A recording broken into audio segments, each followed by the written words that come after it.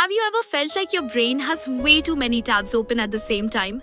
Like the world is just too loud, your phone is constantly buzzing, and you have this heavy feeling that you're falling behind everyone else? It's exhausting.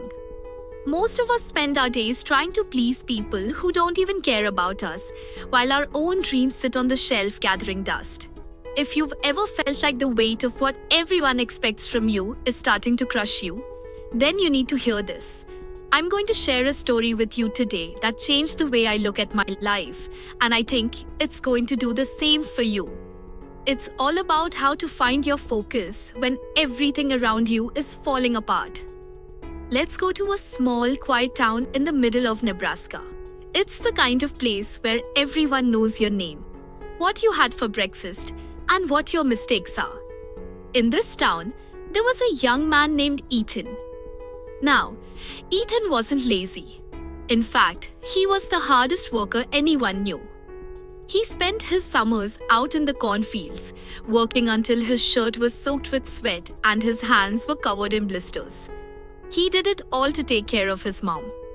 Everyone in town pointed at him and said, "That kid is going places. He's the one who's going to make us proud." That's a lot of pressure for a young guy, right? Every night, even when his muscles were aching, he'd sit under a dim lamp and study his heart out. He wanted to pass his final exams and get a scholarship to move to the big city. But then, the day came that changed everything.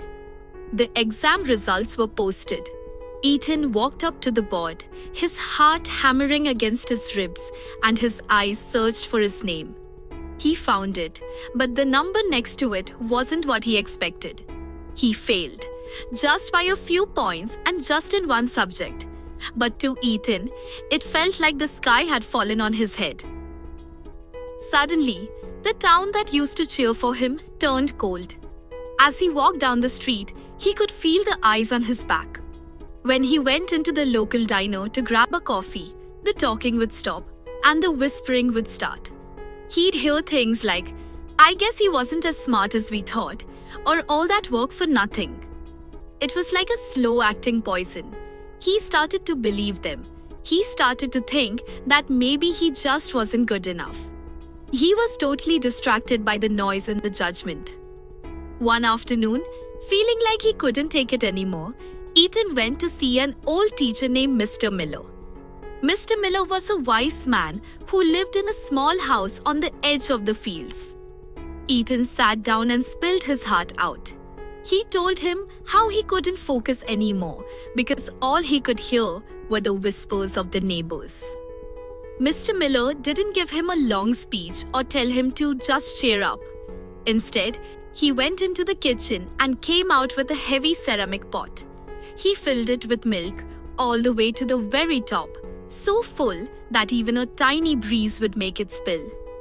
He looked Ethan in the eye and said, "I have a task for you.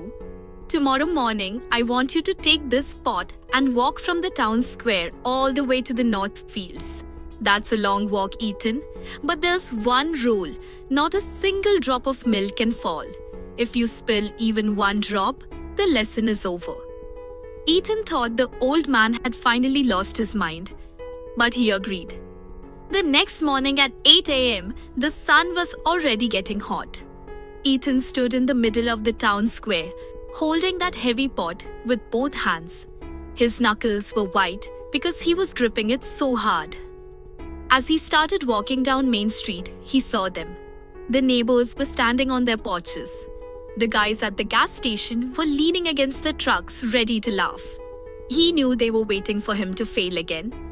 He knew they were probably saying, "Look at him now, carrying a pot of milk like a fool." But something interesting happened. Because the pot was so full, Ethan couldn't look at the porches. He couldn't look at the guys at the gas station. He couldn't even look at the birds flying overhead. His entire world became that white liquid. He watched the way the milk moved. He felt the weight of the ceramic in his palms. He focused on his own breathing and the rhythm of his footsteps on the pavement. He passed the diner. He heard the clinking of spoons and the low murmur of voices. but he didn't process a single word. He passed the park where people were pointing at him. He didn't see their faces. The only thing that was real to him was the milk and the next 3 feet of road in front of him. By the time he reached the north fields, his arms were shaking and he was covered in sweat.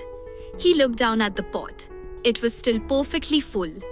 Not one drop had touched the ground. He walked back to Mr. Miller's house, feeling a strange sense of peace he hadn't felt in weeks. He told the old man, "I did it. I got it there and back without spilling a drop." Mr. Miller smiled and asked, "While you were walking through the town, what did the neighbors say about you? Did you hear the whispers at the diner today?" Ethan shook his head. "To be honest, sir, I didn't hear anything. I didn't even see who was watching. I was too busy making sure that milk didn't spill." Mr. Miller nodded and said, "That is the secret, Ethan. This is why you're not focused in your normal life. You are too busy looking at the people on the porches. When you have a goal that matters more to you than the opinions of others, the noise of the world just disappears. The critics only have power over you if you give them your attention. How to master your mind is simply learning to keep your eyes on the pot of milk."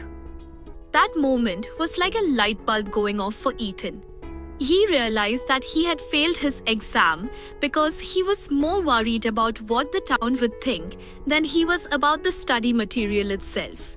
He had let the noise get inside his head. From that day on, Ethan changed. He didn't move away, and the town didn't stop gossiping right away. But it didn't matter anymore. When he sat down to study for his retake, he didn't think about the diner or the neighbors. He imagined he was holding that pot of milk again. He gave his books his total undivided attention. He stayed in that zone where nothing else existed except the task at hand. And you know what happened? He didn't just pass his exams the second time, he got the highest marks in the history of that school. The town went back to praising him, calling him a genius, but Ethan just smiled. He didn't care about their praise anymore, just like he didn't care about their insults. He had learned the power of deep focus. We all have our own pot of milk. Maybe it's a business you're trying to start, a language you're trying to learn, or a habit you're trying to build.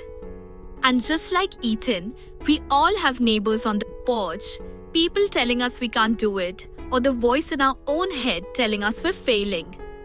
But if you want to win, you have to stop looking at them. You have to lock onto your purpose so tightly that the rest of the world becomes a blur. When you focus on your dream, all that negativity and all those distractions just become a background noise. It's like a camera. When it focuses on a beautiful flower, the messy trees in the background become blurry. They are still there, but they don't matter. So, the next time you feel overwhelmed or judged, remember Ethan and his pot of milk. Keep your eyes on your goal, take one step at a time, and don't let the noise spill your dreams. You have the power to stay focused, no matter how loud the world gets. I really hope this story helps you find that inner quiet and focus you've been looking for. If you found this helpful and want to see more stories that help you grow and stay motivated, make sure to support the work we do here. Please hit that like button and subscribe to the channel. It really helps us out. And don't forget to join our community at Motivational for your daily dose of inspiration. It's a lot easier than walking across Nebraska with a gallon of milk, I promise. Stay strong, stay focused on your goals, and I'll see you in the next video.